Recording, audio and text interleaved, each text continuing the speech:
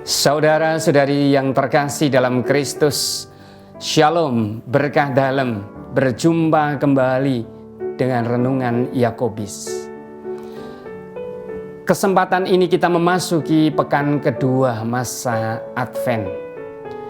Masa di mana kita diajak untuk melayangkan pandangan kita jauh ke depan atau menyiapkan diri untuk kedatangan Yesus Sang Juru Selamat.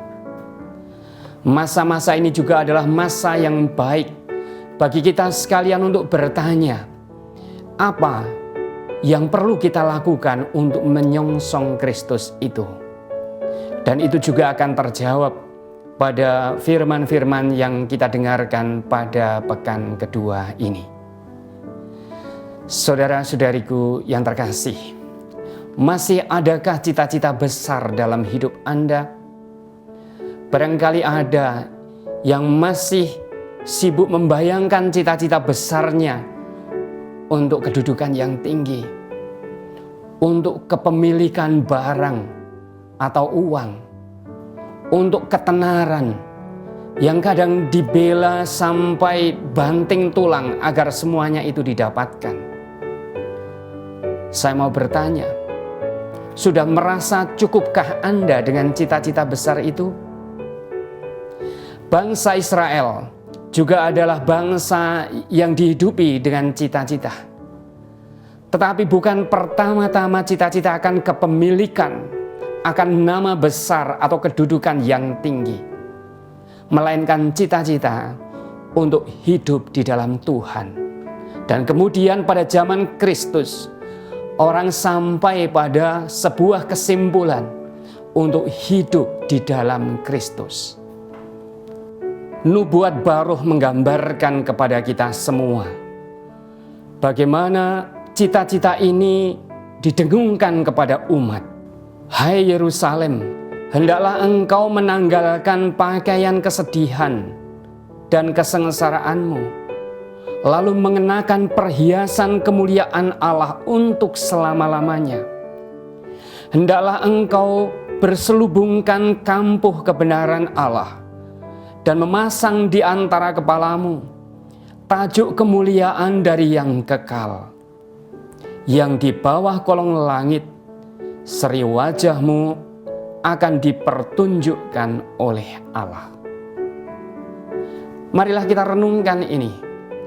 Bukan pertama-tama barang yang ditawarkan, bukan pertama-tama kedudukan, tetapi menjadi pribadi yang berkenan kepada Allah. Inilah yang menjadi gambaran cita-cita bangsa Israel. Saudara-saudariku, bagaimanakah hal ini kita pakai merenungkan masa-masa ini, di masa Advent ini? Kita dalam banyak kesempatan disibukkan oleh segala upaya kita untuk mencari sesuatu yang membesarkan diri kita. Entah itu mungkin kedudukan, mungkin harta, mungkin kenikmatan, atau apapun yang bisa kita pakai untuk membesarkan diri. Bahkan ada orang yang setengah mati mencoba untuk membuat cerita sana sini agar orang kagum padanya. Tetapi saya yakin pada akhirnya Anda tidak akan merasa cukup dengan itu. Karena ada sesuatu yang masih kurang. Bagi orang yang merenung jauh, pasti akan menangkap kehadiran Tuhan yang berkenan kepada kita dalam kehidupan tidak bisa ditukar dengan apapun. Itulah yang membuat Advent menjadi saat bagi kita untuk menempatkan Tuhan sebagai cita-cita terbesar kita, menggantikan segala cita-cita yang lain. Saudaraku, apalah Advent kalau bukan saat bagi kita untuk memandang harapan baru. Dan hendaklah ini menjadi tanda besar di dalam masa ini. Warna ungu yang dipakai liturgi bukan gambaran kesuraman, melainkan gambaran kerajaan. Justru menjadi gambaran kuasa, gambaran harapan bahwa Tuhan akan memimpin kita. Bagaimanakah kemudian kita akan mengisi pengharapan ini? Bagaimanakah kita akan menghidupi harapan ini? Tentu saja ada caranya. Dan Santo Yohanes digambarkan begitu historis oleh Lukas penulis Injil dengan orang-orang yang memimpin pada zaman itu. Tetapi yang terpenting adalah catatan. Maka datanglah Yohanes ke seluruh daerah Yudea dan menyerukan, bertobatlah dan berilah dirimu dibaptis. Maka Allah akan mengampuni dosamu. Seperti ada tertulis dalam nubuat-nubuat Yesaya, ada suara berseru-seru di padang gurun, siapkanlah jalan bagi Tuhan, luruskanlah jalan baginya. Setiap lembah akan ditimbun, setiap gunung dan bukit akan menjadi rata, yang berliku-liku akan diluruskan, yang berlekuk-lekuk akan diratakan. Kata-kata yang berulang-ulang ini pasti ada sesuatu yang serius yang mau diangkat oleh Lukas penulis Injil. Seruan akan penantian yang kreatif. Saudara-saudariku sekalian, apa yang terjadi kalau sebuah daerah mau membangun daerahnya? Apakah cukup dengan mimpi? Tidak. Apakah cukup dengan mengarahkan warga agar bersemangat? Tidak. Orang tahu bahwa infrastruktur harus dibangun. Kalau itu mengatakan tentang kemajuan ekonomi sebuah daerah, yang namanya jalan, itu menjadi sesuatu yang penting. Orang harus bekerja keras. Orang harus meratakan daerah-daerah itu. Yang berlekuk-lekuk-liku harus diluruskan. Yang bergelombang-gelombang harus diratakan. Demikian pula untuk kehidupan rohani kita. Kita memerlukan hal itu untuk menyongsong Tuhan. Memerlukan keberanian untuk membuka lahan sehingga jalan itu tercipta. Dan bukan sekedar membuka jalan, tapi meratakan jalan. Agar semua yang berliku-liku kemudian bisa diatur untuk menjadi selurus mungkin. Dan yang bergelombang-gelombang kemudian bisa dibuat serata mungkin. Saya kira tidak sulit untuk menangkap apa yang dikatakan oleh Yohanes ini. Bertobatlah dan berilah dirimu dibaptis. Apa artinya ini? Bertobatlah.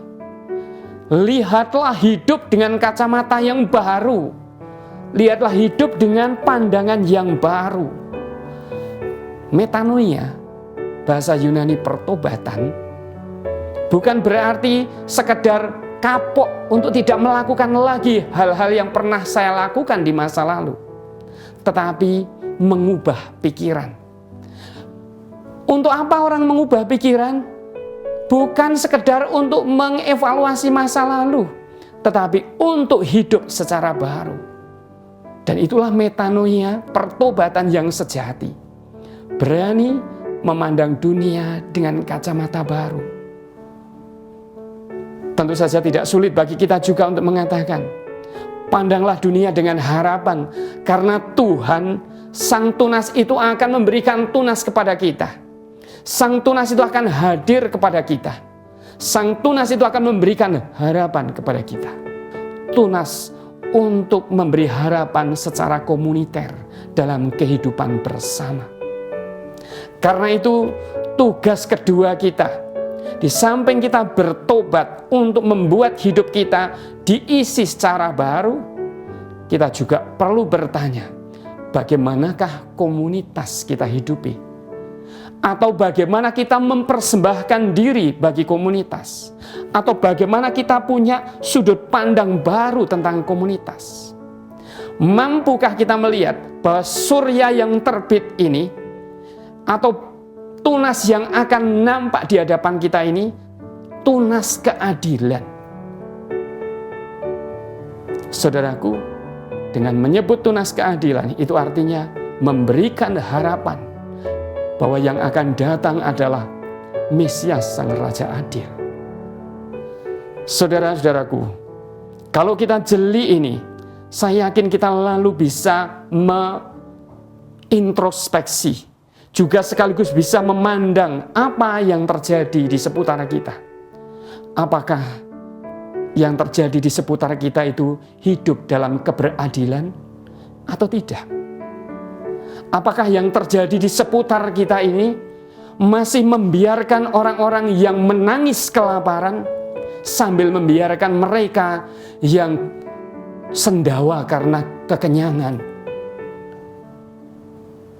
Sebuah perlawanan-perlawanan atau kontras yang kadang begitu menarik di seputar kita, yang begitu menggambarkan bahwa ketidakadilan menjadi begitu nyata. Dalam konteks seperti ini, bagaimanakah Anda akan menyongsong Tuhan? Apakah berpangku tangan saja? Atau kemudian, ayo kita melakukan baksos. Banyak orang melakukan baksos.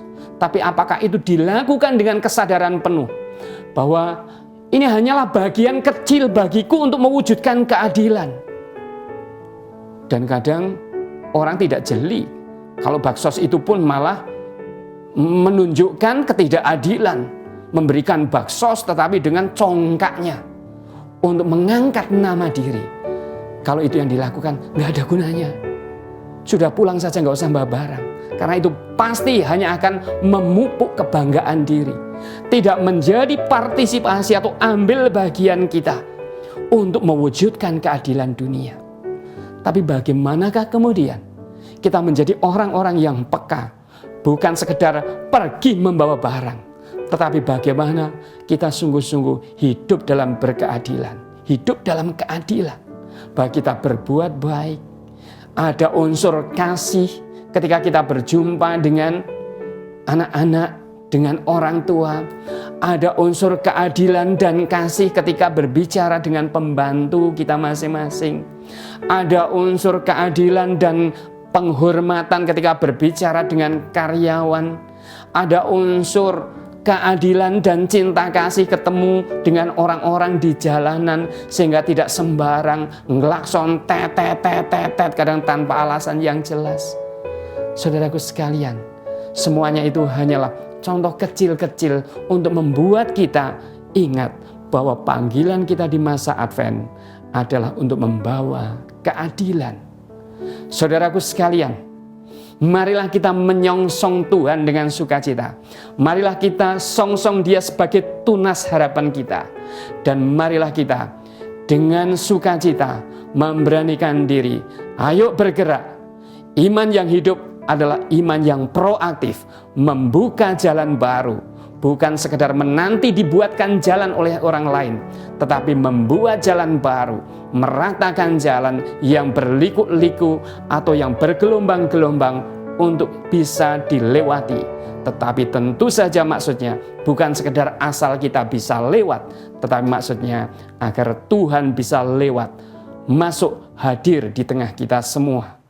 Maranatha, datanglah ya Tuhan, Tuhan datang. Amin. Selamat menyongsong kehadiran Kristus. Tuhan berkati.